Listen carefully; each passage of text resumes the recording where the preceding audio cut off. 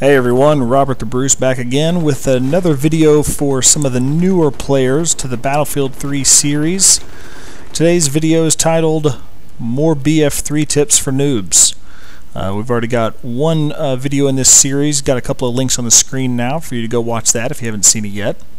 We'll go ahead and dive right in though. Tip number one is don't abandon your tank. You'll see here I'm approaching a tank. I blast off a couple shots with my javelin at it, and I disable it, but he's got plenty of life left to hunt me down or to do something, and the guy just takes off running, just leaves his tank and runs off scared.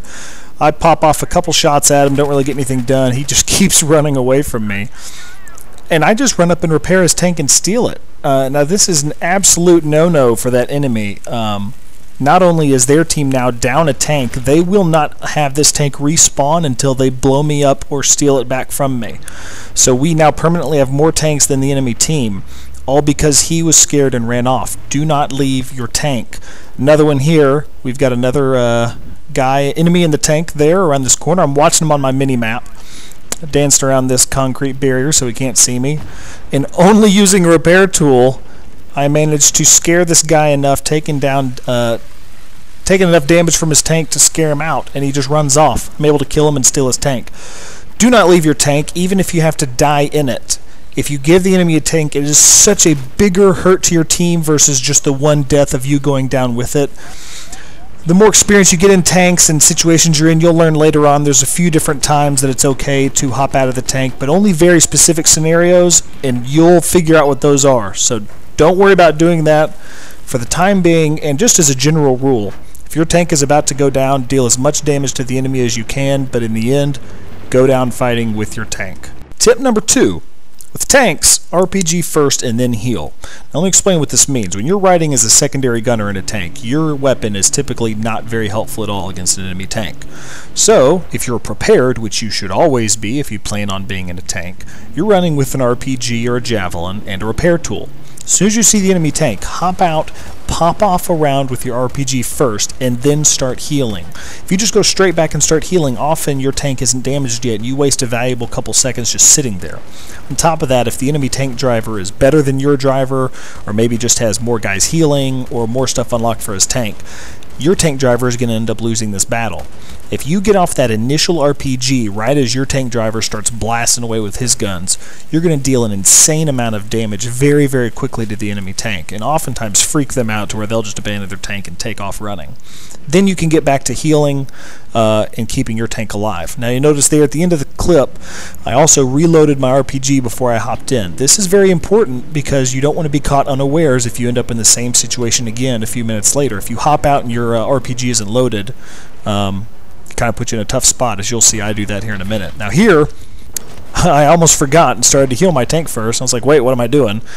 Popped around the corner, fired off the RPG. I actually got the kill shot. I'm running with a very good tank driver here, so he was already dealing some major damage. But that RPG really, really helps you win the tank battle versus you just hiding back there healing and doing nothing else. Now here's the clip I just mentioned where I hop out. I actually have a javelin. Now I was caught unawares. I wasn't prepared. I had forgotten to reload after the last battle we'd had against an enemy tank. So I had to take a couple of precious seconds. Almost cost us this battle. My tank is really hurting at this point. Now after I got off my shot, I was able to then go back and save him with some healing. But you can see he's still there fighting. The enemy tank had a good tank driver and a guy healing him. But because of that initial javelin shot I got off on him, it's a lot of damage we were able to deal, and we were able to come out on top. You'll notice again, I decided I'm not going to make the same mistake, loaded the other javelin round up, and then hop back in the tank ready to go. Tip number three, use teamwork and smoke to break through spawn traps. Now we joined this game, and as you can see by the minimap, we were being dominated, pushed back into our spawn, and our tickets were hurt, and we weren't going to come back and win this one. But we don't like to back out and run away from games, so we're going to give it the best shot we can. As a side note here, look at our tank. It's sitting there doing nothing, hiding in spawn, lobbing shells. Don't do this. This is the whole reason our team is getting spawn trapped, because we have guys that are too cowardly to enter the battle, hiding back here, shooting shots from spawn in the tank. It's a tank. Move into battle. Well, a little rant over there. On to the actual point at hand.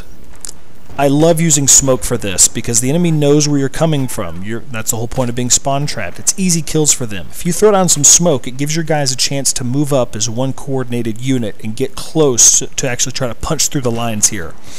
Now, we're not going through all in one big rush. They're set up. They have the advantage. We've got to start picking them off and trying to get through the lines in any way we can.